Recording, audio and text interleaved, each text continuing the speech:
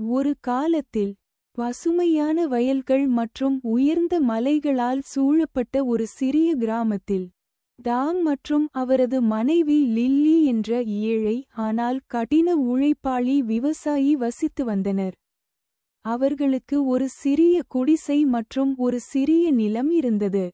ஆனால் அவர்கள் எவ்வளவு கடினமாக உழைத்தாலும் அவர்களுக்கு சாப்பிட போதுமானதாக இல்லை. ஒரு நாள் காலை டாம் தனது சில கோழிகளுக்கு உணவளிக்கச் சென்றபோது கோழிக்கூடத்தில் அசாதாரணமான ஒன்றை கவனித்தார். சாதாரண முட்டைகளில் காலை சூரியனைப் போல மின்னும் ஒன்று இருந்தது.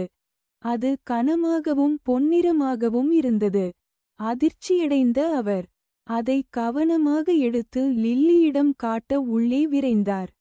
லில்லி, இதை பாருங்க, நம்ம வாத்து ஒரு தங்க முட்டையை இட்டது. டாம் உற்சாகத்தில் கைகள் நடுங்க கூச்சலிட்டார். லில்லியின் கண்கள் ஆச்சரியத்தில் விரிந்தன. இது உண்மையா? இது உண்மையா? இருவரும் முட்டையை பரிசோதித்ததில் அது சுத்தமான தங்கத்தால் ஆனது என்பதை உணர்ந்தனர். மிகுந்த மகிழ்ச்சியடைந்த டாம் முட்டையை சந்தைக்கு எடுத்துச் சென்று பெரும் தொகைக்கு விற்றார். கிராம மக்கள் ஆச்சரியமடைந்தனர். விரைவில் அந்த விவசாயியின் அதிசய வாத்து பற்றிய செய்தி பரவியது.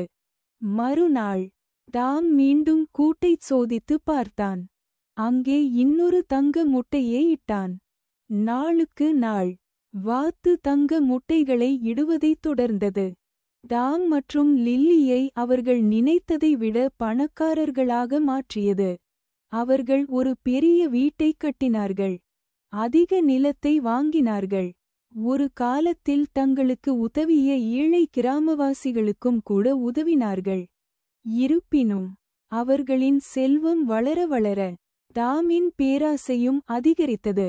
ஒரு வாத்து ஒவ்வொரு நாளும் ஒரு தங்க முட்டை இடுகிறது என்றால் அதன் உள்ளே எத்தனை தங்க முட்டைகள் இருக்கும் என்று கற்பனை செய்து பாருங்கள் என்று அவர் யோசிக்கத் தொடங்கினார். அனைத்தையும் ஒரே நேரத்தில் பெற முடிந்தால் நான் உலகின் மிகப்பெரிய பணக்காரனாக இருப்பேன். லில்லியின் எச்சரிக்கைகள் இருந்தபோதிலும் டாமின் பேராசை அவரது தீர்ப்பை மறைத்தது. ஒரு இரவு லில்லி தூங்கிக் கொண்டிருந்தபோது அவர் கத்தியுடன் கோழிக்கூடத்திற்குள் பதுங்கிச் சென்றார். வாத்தை நோக்கி அவர் கைகளை நீட்டியபோது அவரது கைகள் நடுங்கின. ஆனால் அதிக தங்கத்திற்கான அவரது ஆசை அவரை முன்னோக்கி தள்ளியது. ஒரே விரைவான நகர்வில் அவன் வாத்தைக் கொன்று அதை வெட்டி எடுத்தான். ஆனால் அவனுக்கு திகிலூட்டும் விதமாக உள்ளே தங்க முட்டைகள் இல்லை. எந்த சாதாரண பறவையையும் போலவே உட்புறமும் இருந்தது. டாம் தனது முட்டாள்தனத்தை உணர்ந்து மண்டியிட்டான். அவன் பேராசையால் தன் செல்வத்தின் மூலத்தையே அழிக்க அனுமதித்தான். துக்கத்தில் மூழ்கி அந்த ஏழை வாத்தை அடக்கம் செய்துவிட்டு கனத்த இதயத்துடன் வீடு திரும்பினான். காலப்போக்கில் டாம் மற்றும் லில்லியின் செல்வம் குறைந்து கொண்டே வந்தது. தங்க முட்டைகள் இல்லாமல் அவர்களால் ஆடம்பரமான வாழ்க்கை முறையை தக்க வைத்துக் கொள்ள முடியவில்லை.